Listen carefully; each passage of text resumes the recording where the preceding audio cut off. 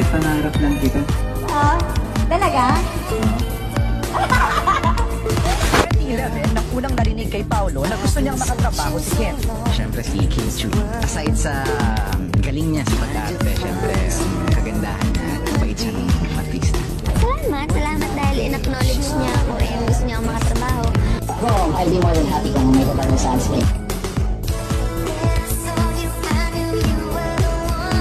Hi Paolo, welcome to Star Magica family and sa ABS-CBN. Nagkakabigyan ka na, congratulations. Nung kakalipat na ng ABS, tagal na. Pero parang na-mention ko na gusto kong makatrabaho si Kim. And after ilang years ba?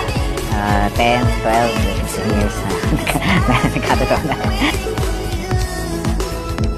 Gusto ko ulit makatrabaho si Paolo Avellino. Sobrang iksi lang na parang nabitin ako sa lim lang namin.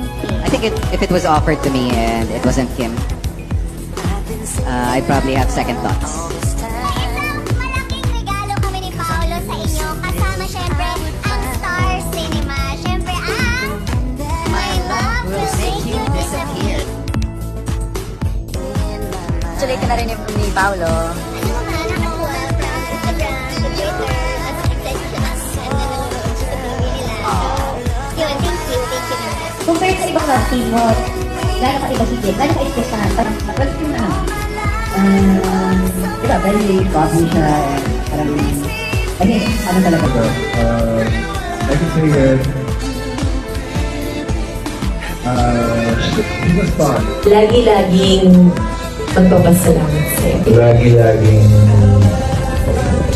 hindi mapapagod na makatrabaho.